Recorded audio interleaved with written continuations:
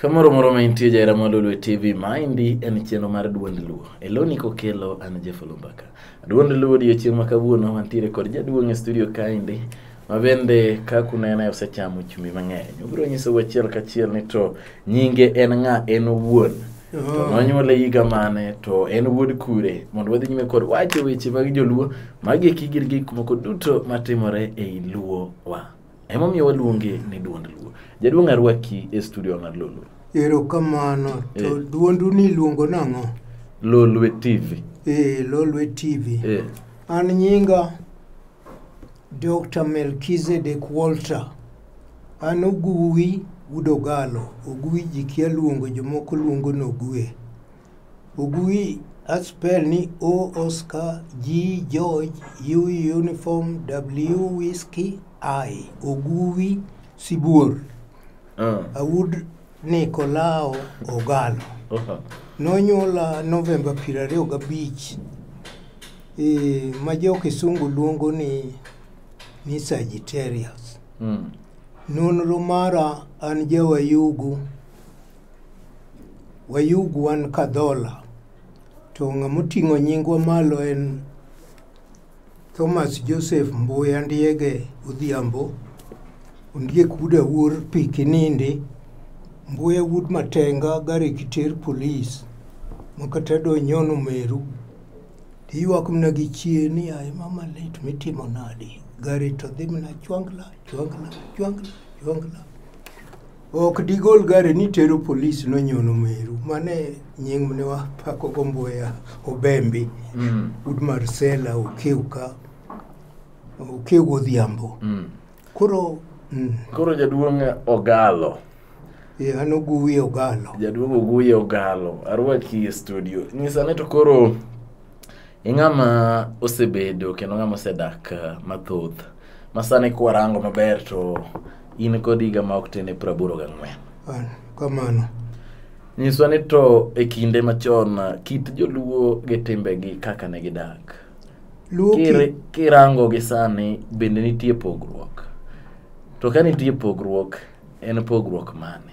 To en ang'o ma ok watim kaka un notime chon, jaduong' Ogalo? Ng'ama iluongo ni jaluo.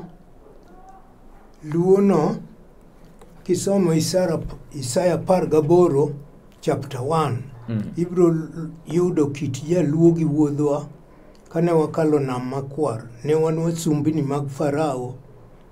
Kwarwa nen ker niluongo ni Sinakuru Jajuda. Koro jo Israel marochere ne nitie ka wan Misiri to gi joratenge. Koro Sinakuru nobet kaka ker marwa. Sinakuru ne nigi yawuoyi adek. Maduong' ne Ramogi, Owil, to gi moro ni Munubi, ma bang'e nolokre jalemb tich abich ya Islam. Mano nyak kwar wuod Sinakuru. Koro wan luo ne kwa kalo aora mar Nile kapok wadoko e Uganda, ne wadhi kamiluongo ni Bar El Gaza e Southern Sudan. Koro Bar El Gaza ka wajoluo koro wadwaro gimiluongo ni kar dak, pasture. Ne waweyo Dinka, Southern Sudan, Nuer, Anyuak, Lokoro, Lokru, to gi jomiluongo ni Jurbel, gi Jurchul, to Gacholi mapincha. To joma iluongo ni Topesa gin e Turkana. Koro Angarang en ja Dinka. Ne wawe gi Southern Sudan. Koro kwarwa miluongo ni Ramogi. Ramogi kwa Bar El Gaza. Ne nitie Ramogi maduong'. Ramogi maduong' ema nochopowa wath miluongo ni wath ratong' to gi wath le. Mano kawa River Nile koro wabiro Uganda. E Uganda wadong ji 7, Alur, Arua, Chopi, to gi Janam. Mago e dho River Nile. Koro kwa kalo kunda 2 gi kar dakwa mar 2 ne en Kitgum matidi. Matiende ni Kitgum matin. Koro Kitgum matin kanyo ema kwarwa mar Ramogi minogolowa Southern Sudan noikie. Koro Ramogi mar 2 nokelowa nyaka Kenya niluonge ni Ramogi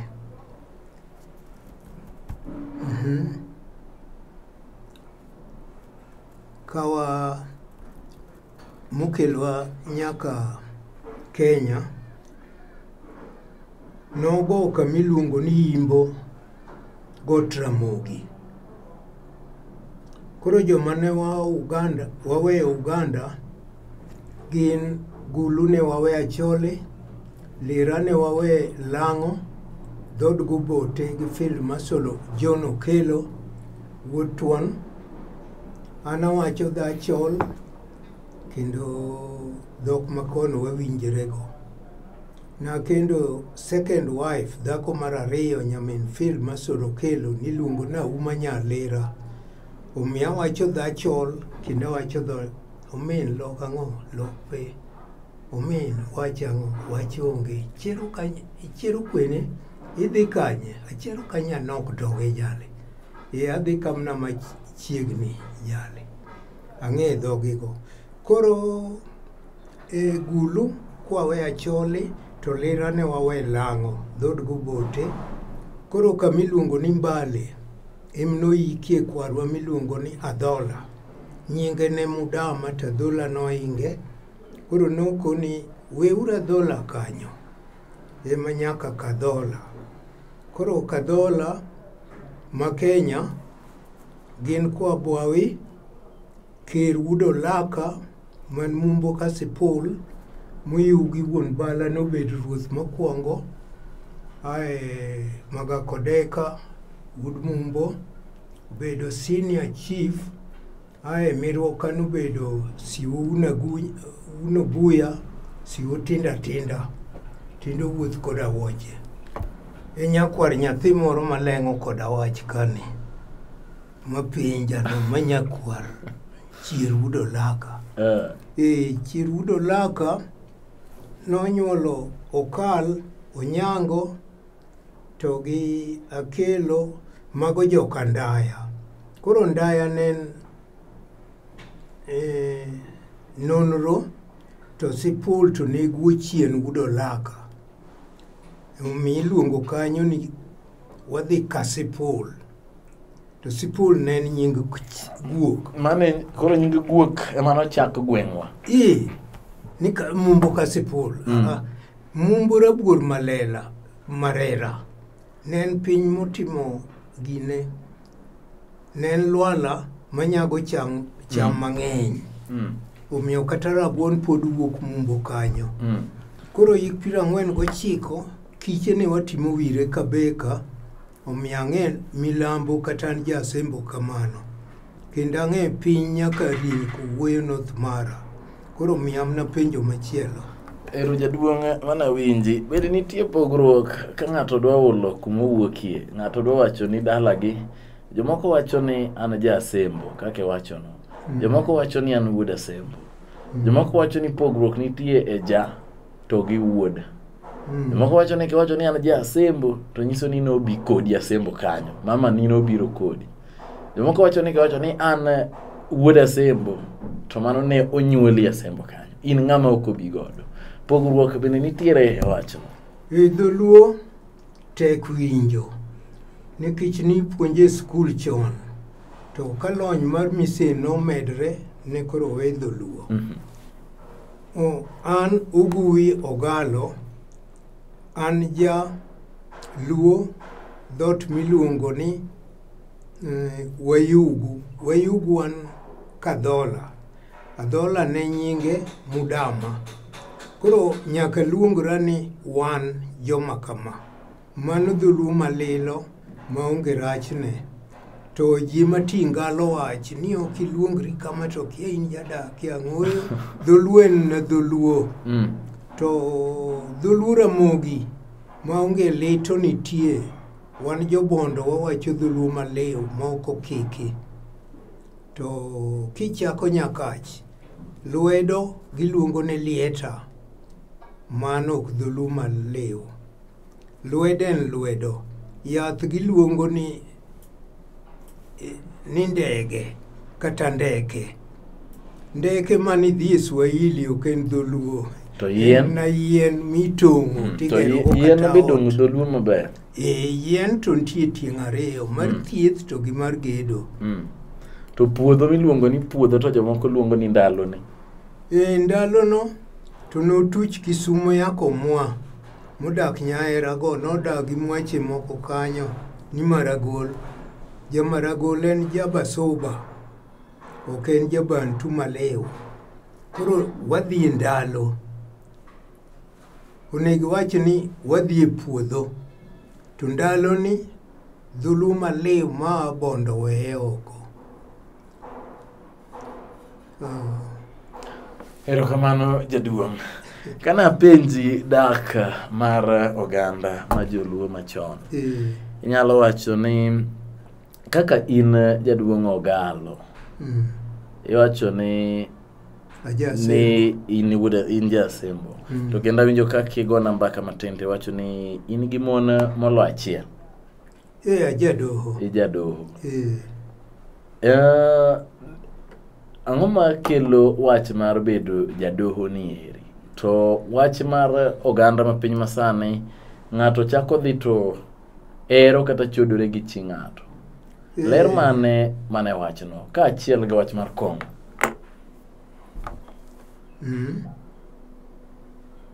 jaluo ma tho gi dhako achiel en jaluo modhier kata ma dhako loyo dhako nyalo loyi gi tim maber kata gi bilo to samoro kanisa ema keto ji ni nyaka inyuom dhako achiel ka in kata ja SDA tidwaro ni bed mana gi dhako achiel wang' ok ni twenya nikech ipenja kit joluo kaka ne timo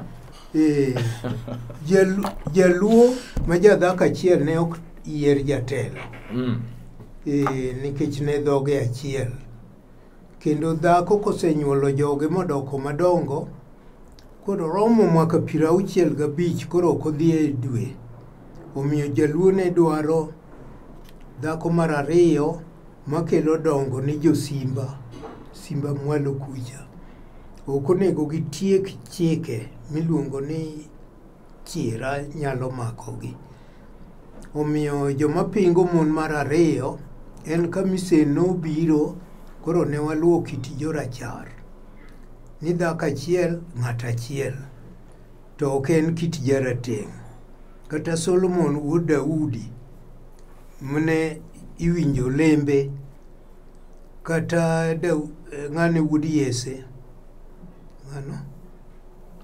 wuod Yese Daudi Yese nemna jadoho motimo thagalany to noluoro Jehova Nyasaye gi kite koro inyisa ni aler wach mar doho gi jadhako achiel erokamano jaduong' mana kama iweyeno ero we wadhi e yweyo matin wabiro modho pi matin ka ogandawa bende yweyo matin kwaduogo tidhi leronwa jadoho gi jadhako achiel to gi jadhako achiel miwacho ni dhi to chodo chi wadgi kata wuoyi machodo chi wadgi ka achiel kod weche mag kong'o erokamano wabiro kawo yweyo matin to aeto waduogo wacho ni kong'o en yadh fuwo pod anyonora mna ka erokamano kong'o en yadh fuwo kong'o yadh fuwo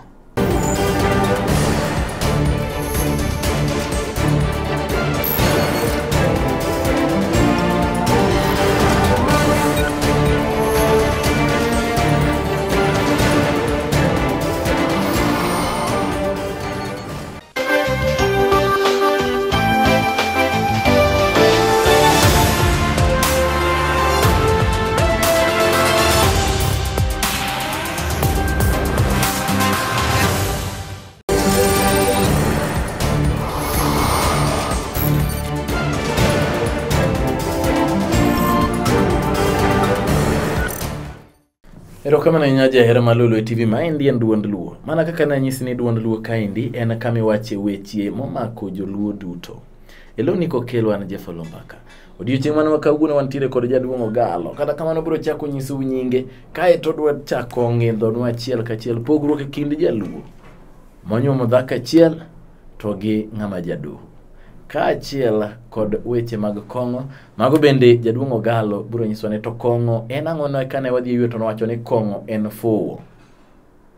Mago duto jaduong' Ogalo dhi leronu kaendi. Jaduong' achako arwaki studio ka mar Lolwe. Mos oganda kendo mondo idhi nyime. Amoso duto nyikwa Ramogi Jwang're miluongo na Ajwang'. Ramogi ne en ng'ama nowe ich. Mano Ramogi mar adek. To ka wuon mare notho, Ramogi okumu notho moik Kitgum matidi. To ne wabiro Kitgum maditi momanyore gi Jouba kwa biro Uganda. Mano wuoth ne biro Kenya. Ne wabuoro kamiluongo ni Gulu. Ne wawe Acholi kanyo. Ne wabuoro kamiluongo ni Lira. Ne wawe Lang'o. Lang Lira. Ok Lang Kalenjin. Koro nyakung'e pogo gigo. Koro wabiro kamiluongo ni Mbale kata Tororo. Kanyo be ne wawe Mudama gi yawuote moko ariyo. Jogo manobiro kodwa nyaka Imbo Gwena. Ne wapuro bel. Ne wapuro ng'oche. Ng'oche duto mag Olayo nyaka Ogodo. To ne wapuro mariwa ne waago Southern Sudan. Koro bel niriwo gi mariwa emomiyo joluo ne gin jo kwath kendo ne wan jo lupo. Erokamano. Erokamano jaduong'. Nyiswa wach mar jadhako achiel gi jadoho.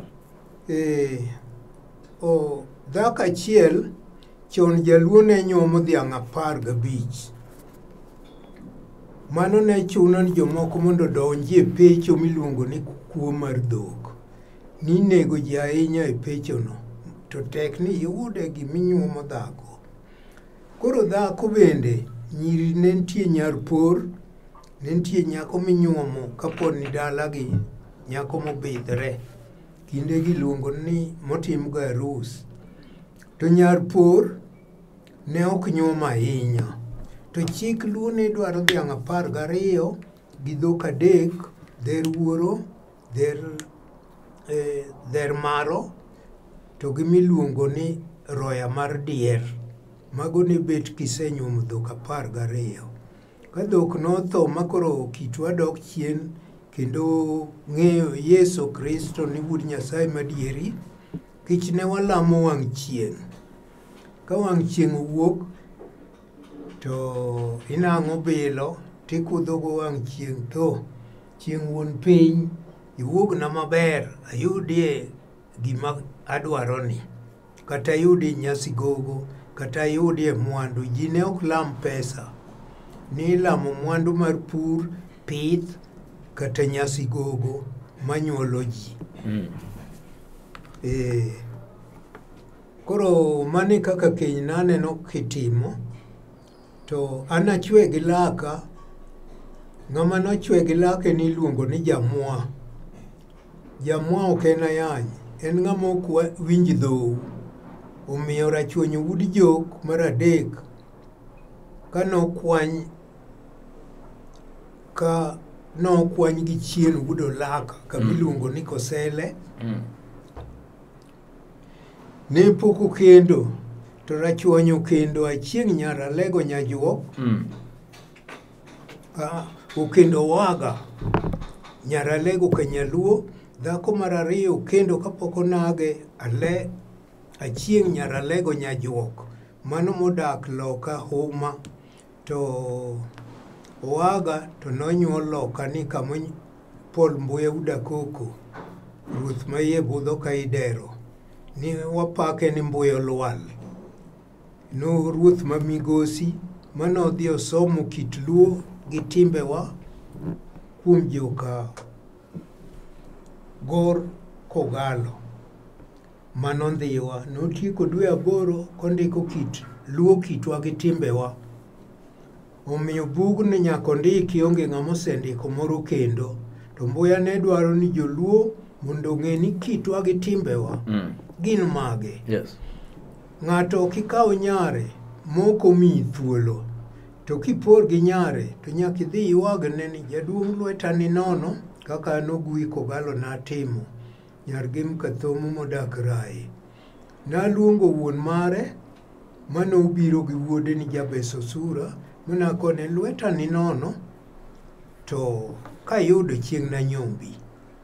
Nyombo manigi gweth nyaka iwuo gi wuon nyako katipor gi nyare, ok maro to dwaro mna chiembe, kendo mondo rite maber, ogedne, omiye raum miluongo ni maranget. To maro dwaro chiemo, to jaduong' to dwano nyombne mondo en be okonygo nyithindo moko machien. Ka nyombo noserumo, gimoro nowuok ni pesa mar ayie. Pesa mar ayie ne en siling 20, jalege manokele Josiaya. Onyomiya pesa mar wayiere, ne en siling 20. Tiyo dongo en dhiang' roya. To mago kit luomo ochuogre, to ne ogin kitwa machon. Iwacho ni koro jaluo ma thuon kata jaluo mane nyalo yiero jatelo en ng'ama ne nyaka nyuom mon 2. Aneno kapod atin joma ne dwaro ruodhi ni penjo ni to be dipe ber, bo jadoho, bo ng'ama odimbre ma kite oriere madibed ruoth. Gigo ne ing'iyo ahinya. Mabedo jadoho ni nyalo mi bedo ruoth. Bet jadoho no nyiso ni inyalo kelo kwe piny, nikech mon 2 iriwo dhogi kendo igurogi gi rieko mar bilo. Bilo riwo dho mon, kendo bilo kweyo dipo. To nyaka ing'e ni bilo emne watiyogo, to nawi e nyim Jehova Nyasaye, nawi en gima neko. Negna go thago chunya, mano janawi. Janawi kare ne ok bed maber, ne onyuol to nyithinde tho, nikech onego ji. Koro tipo mag jochiende kam ne siko kare. Majini en juogi mar jolemb tich abich miluongo ni Jo-Islam. Bile midongogo, ok nawi, ok majini. Erokamano ahinya jaduong'. To nyiso ni awinjo ka itemo wacho ni ngima oganda tinde ok bed maber. Wacho ni samoro ng'ato dhi to ochodo chi ng'at machielo. Ma iwacho ni ang'o matimore? Mas wach midimbo kuom jorachar, joratenge kata jorabuore, jotend piny ngima kikwano ni, to gin mano sum ichgi. Ok danyisugi nikech tinde kano wach e korwa kunyal. To wan joma ne oneno kitwa gi timbewa. Yes. Nitie siri moko, nitie maling' monego wachi, to gi monego pandi. Nyathi mosom e dala kata e doho obet gi hawi moloyo nyathi minyuol iwuon gi rembi. To asumago gine kata e piny ngima. Iyudo ni joka Saxon gi Anglo-Saxon mnosumo jomoko mnoa jo-Yahudi. Kaka Kennedy ginigo.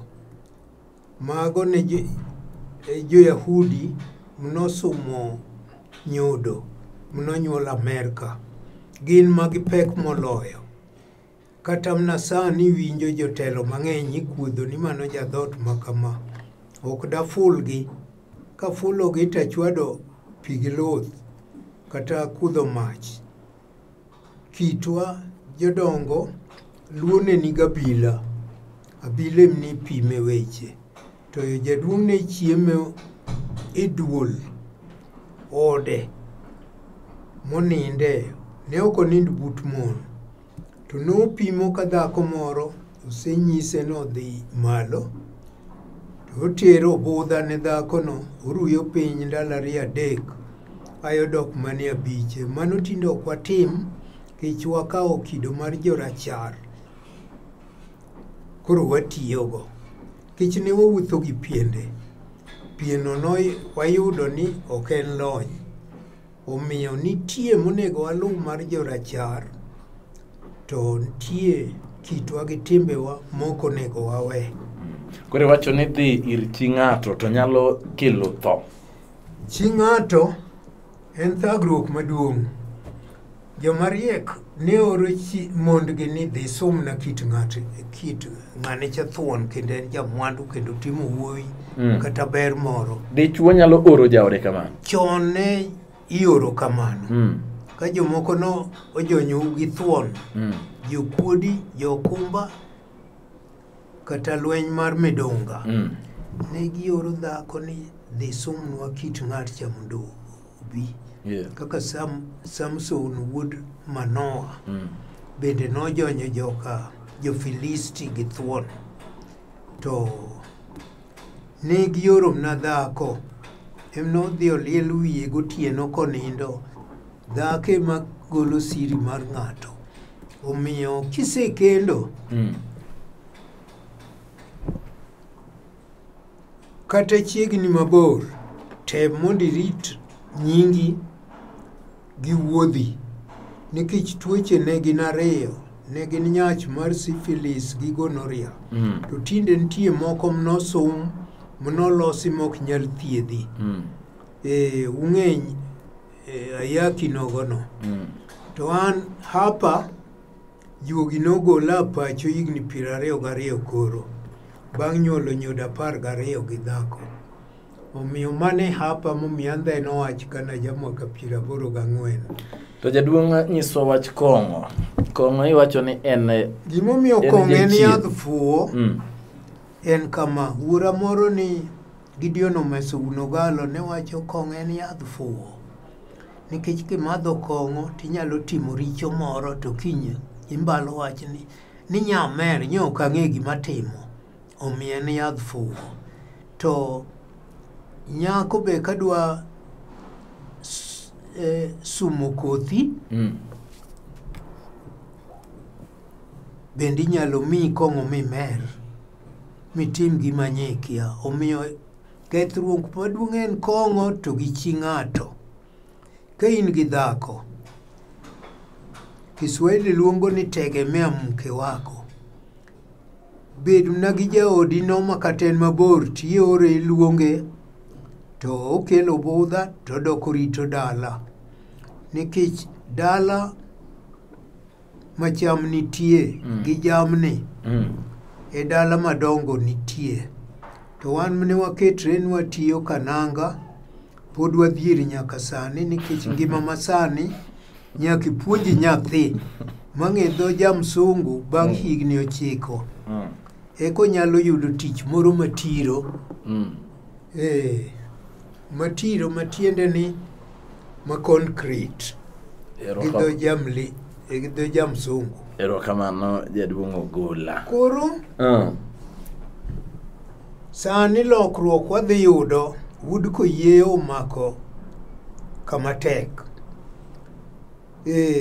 Amolo Wood koyieyo be nyaka wang' nangesnu e bang'e, kaka natiyo noginga ka jamwaka 18. Raila luoko duk, Oburu luoko duk ka jamwaka, Oburu jamwaka 9, Jakom ni jamwaka 7. Ogingo Pangod be ne Apolo Anga, chulo rent siling 150 od lo Kaloleni Kisumo, odno pontie. Emonyuolie Akinyi wen wanyodo mar 3, Nyot Adoni Joginga Jaramogi. Jaode niluongo ni Mary Juma Nyodima, nyar Gating'a.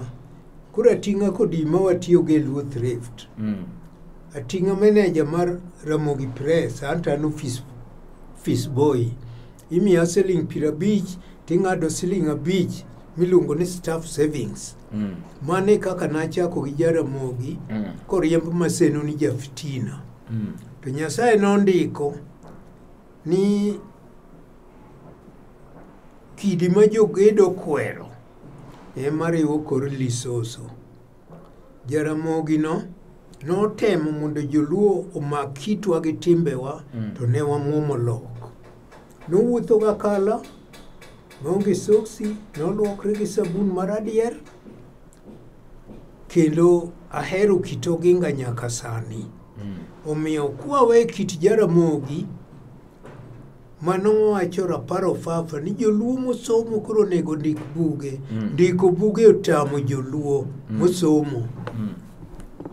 Gimere ba to biro gotieno to ka dhako osenindo kore korokre e jikon moko moran. Koro ong'ok eka omuro chiemo kendo tedo kende. Ng'ama raura kamano ok rie doho kicho jawuoro, to jawuoro mofuwo ma dhako loyo. Loch maber nitie, loch marach. Nyodo ne ok ng'adi. Ji ne nyuol kaka Jehova nowacho ni nyuoluru mondo upong' piny. To jorachar nodhi e dwe malo moyudo ni onge ngima kucha. Koro loso rieko moro ni nyaka wachan nyuol mondo giduogi e Afrika ka. Koro udalego ma Barack Obama waywage okoth dhano manyal mwata kaka Dr. Joshua Raila Amolo Odinga be nyal mwata ka kuom jomatindo masani to dipo to Ragwanda emomiyo doho emnitelogo. Erokamano jaduong' Ogalo. Abiro chaka luongi odiochieng' machielo mondo ipuonj oganda joluo. Ing'eyo ni weche joluo gin weche mang'eny ma bende samoro ok dwa tiek sani duto. Omiyo odiochieng' machielo bende abiro chako amanyi mondo iwuo gi joluo e duond luo kaindi mondo inyisgi ter mantiere kaachiel kod koch mantiere e dak mar joluo. To kaka piny dhi be nyaka ngeke matin. Kaka piny dhi bende ibiro duogo ngeko. Erokamano. Nyinga Oguwi Ogalo, ajawe Yugu Community Central Nyanza, Rarieda West Asembo, Got Randhore, Got Manyagoko. Mane skul moro ni skul Nyagoko. Erokamano uru, Nyasaye gwedhu. To gimutim en kelo kwe. Hapwa wang' ni jomiluongo ni Western Bloc biro rito kwe maka. To upuonji nyithindo ma kitgi richo madero kite. An kaka jakom mar Kenya Legitimate Freedom Fighters Alliance adwaro kwe ubedie. Kik ukethne wuodwa nying nonagi nokelo lweny. Weuru kodhi mamoro mok joluo emokel lweny. Amerika, British gin Western Bloc ni kodgi. To wan Luo Ramogi kata Luo Bantu kata Basuba kik watem mondo waketh kwe. Kisegocho to dhi e odi. To jomarito arita to bed gi thuon piny oko. Onge ng'ama biro konyo mak na Amerika gi British. Sebet kimayou kaka winjo kiwacho. Tadwaro kwe obedie kaka jakom Luo machielo. Erokamano ahinya jaduong'. Agoni erokamano, Nyasaye ogwedhi. Duond luo ler ni kokelo an Jeff Olo. Wabiro chako twak achiel gi jaduong' e odiochieng' machielo. Erokamano. Nyasaye gwedhu kendo warom. Erokamano.